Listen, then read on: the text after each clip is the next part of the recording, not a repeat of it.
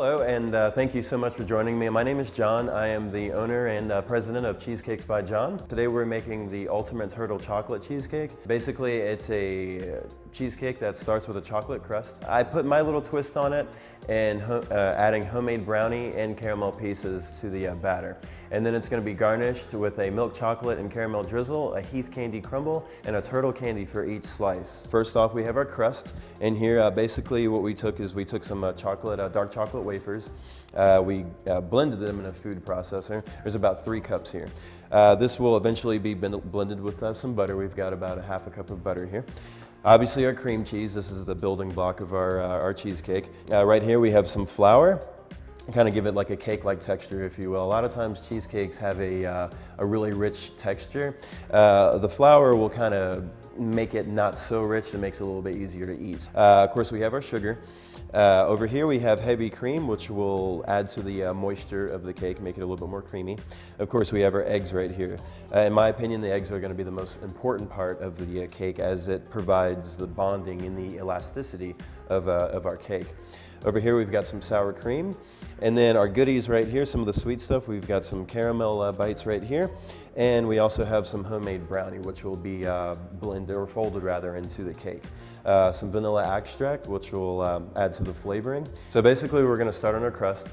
I've got about 3 cups of chocolate wafer thins that are already grinded. I'm going to add my half a cup of butter to it, and we're going to go ahead and whisk it up.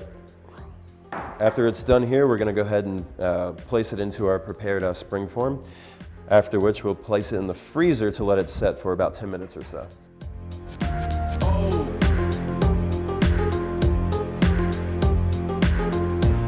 Right. Very important to pack it down. You want to make sure that it's nice and firm so the batter doesn't seep through the crust. There you have it. That's our prepared crust. Simple enough.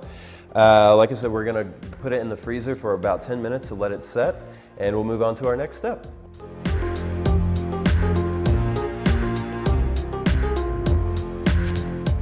This cake is going to take about 1 hour and 20 minutes to bake. And you don't want to bake the crust and then on top of that bake the cake on top of the crust. It may be possible that there would be burning to the crust. We want to avoid that at all costs. So for this purpose, we put it in the freezer as opposed to putting it in the oven. Alrighty, so our next step is to beat the cream cheese. We've had it out for a little bit, so it's soft enough. You want to make sure you beat it while it's soft because it can be a very difficult task to do so, particularly with a handheld blender.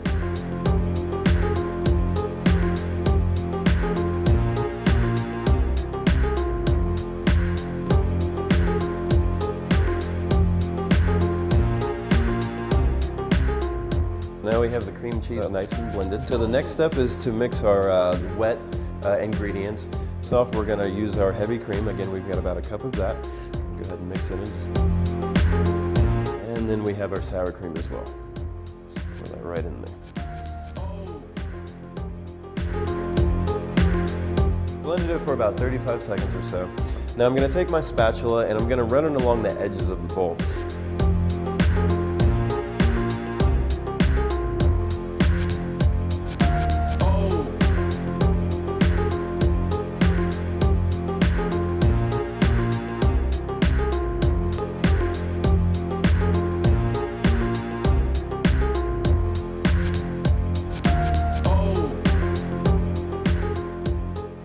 So now we have our prepared batter. We have all the wet ingredients mixed in.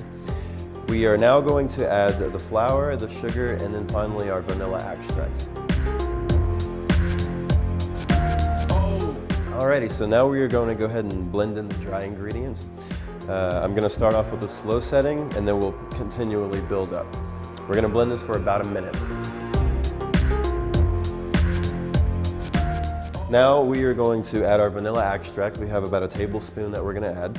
Again, the vanilla extract is to add a little flavor.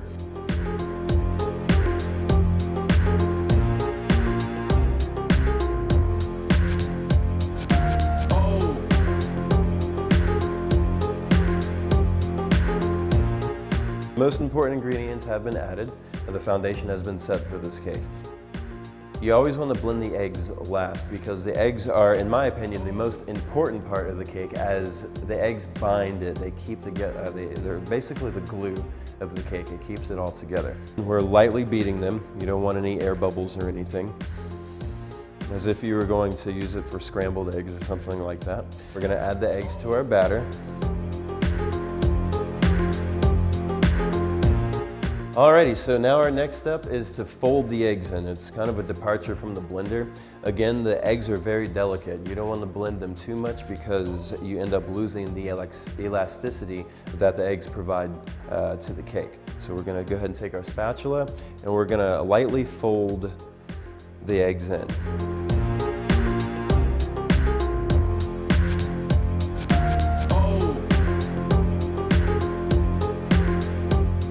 Alrighty, so we have just taken the crust out of the freezer.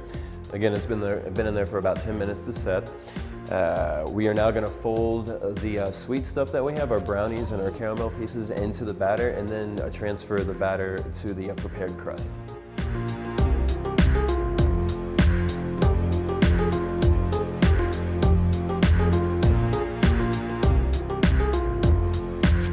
There you have it. This is our prepared batter.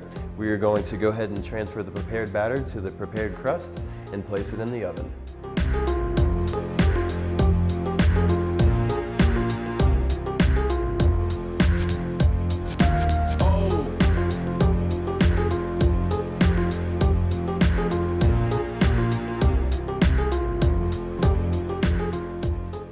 Alrighty, and there you have it. Our cheesecake is ready to be placed in the oven. We'll throw it in there for about an hour and 20 minutes, and we'll move on to our next step.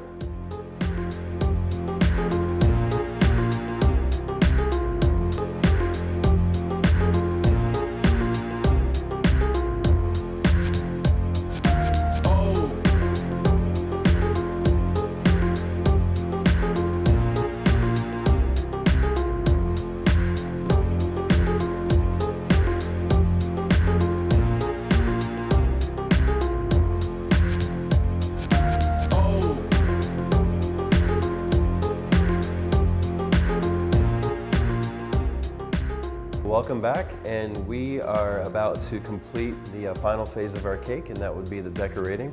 Of course, arguably one of the most important parts because it has to look good.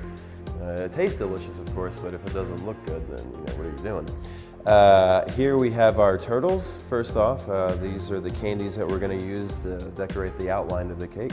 The cake will be cut to about 16 slices, so each slice will get a turtle candy.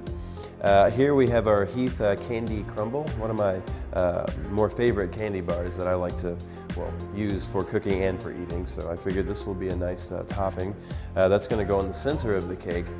And then here we have our caramel, and here we have our milk chocolate. We'll go ahead and drizzle that on top once everything is placed in a lattice type design, and that will be the finish of the cake. So let's get to it. Cheesecakes take about a minimum of 6 hours to cool.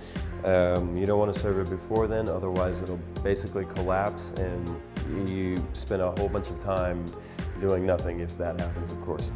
You go ahead and latch it ever so slightly just to create just a little bit of separation between the actual pan and the cake.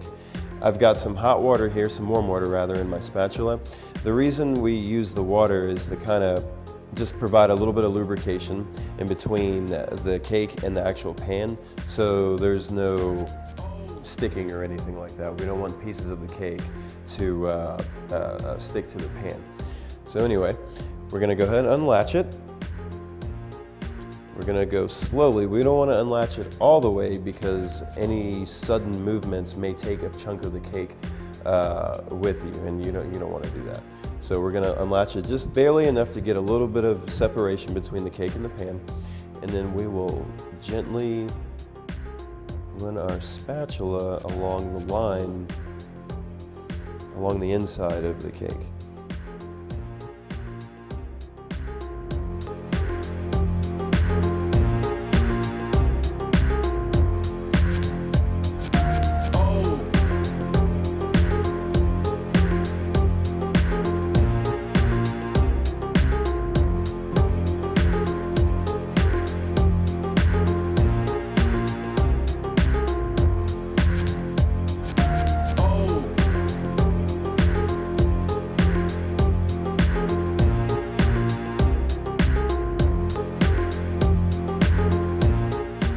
there you have it. We have officially completed John's Ultimate Turtle Chocolate Cheesecake. Feel free to look me up on Cheesecakes by John, and have a great and tasty evening.